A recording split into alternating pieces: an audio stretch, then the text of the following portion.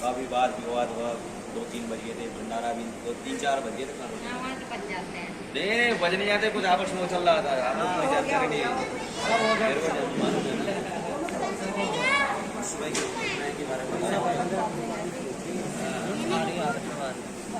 दिन भर मीटिंग ही चलती रही।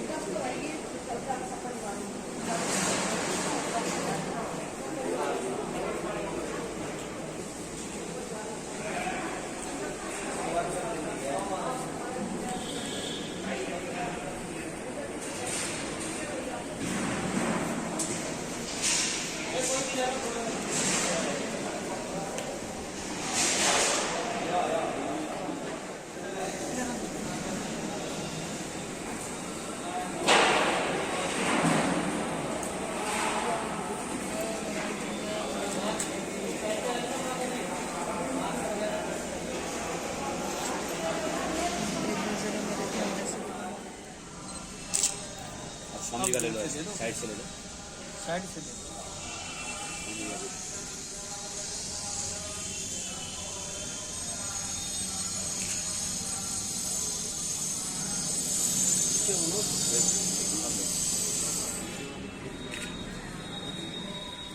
किरण पाठ का आगे स्वामी जी का आ गया, आगे आ जाओ। आप आखड़ा में आए थे, मरी को देख के आए, आखड़ा देख के आए। आप अपने बारे में आप बताइए, एक बार आप ये मोबाइल से 89 में एक बड़ा पुस्तक निकाली थी, 89 में। अरे हमारे तो पढ़ खाने दिया की सारी परंपरा सारी महाराज। स्वामी लाल उधर से लो, उधर से लो।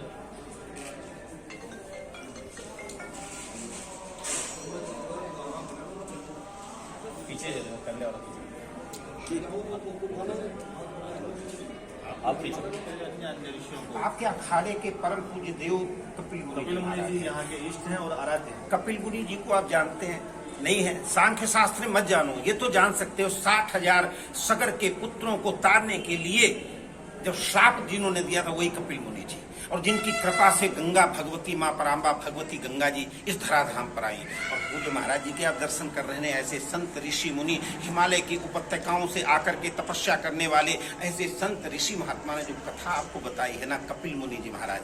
महाराज श्री अखाड़े में कितने नागा साधु हैं?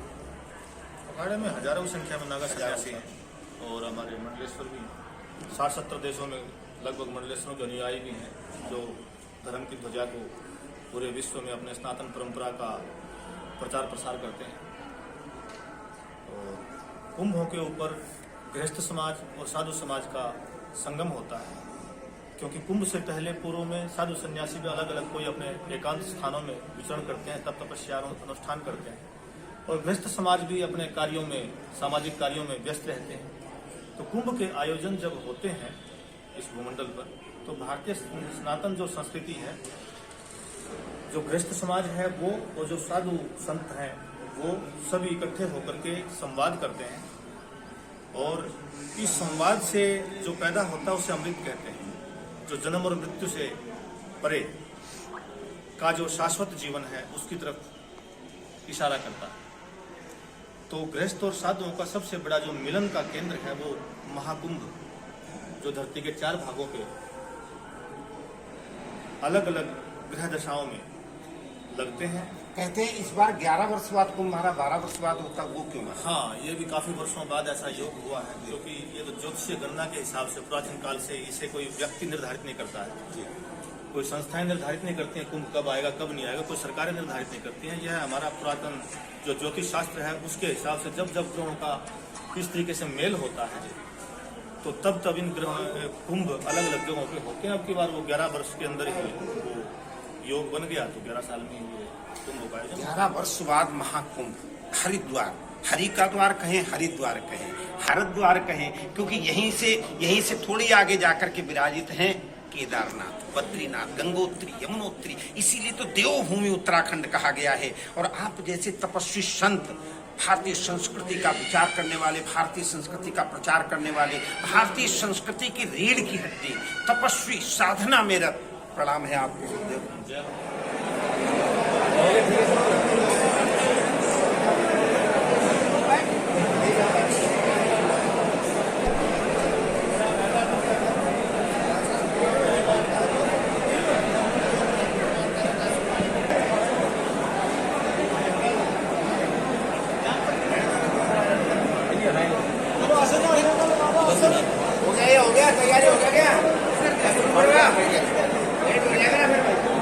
बैठ जाओ ना, इसके सामने बैठ जाओ ना।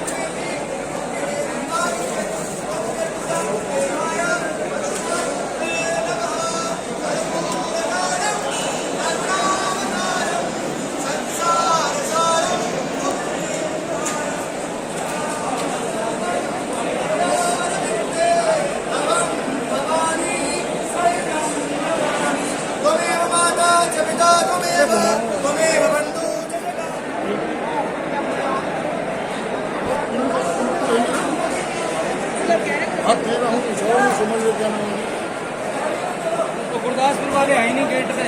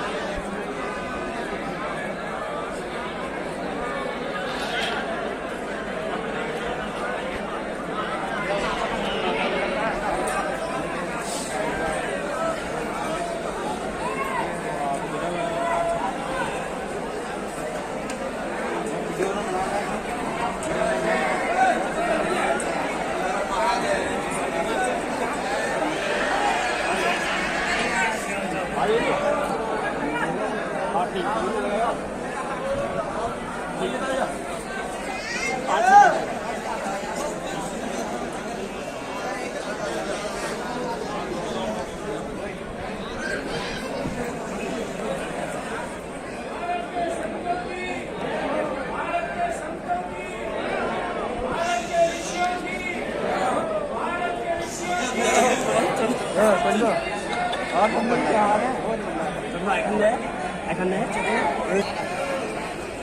चलो चलो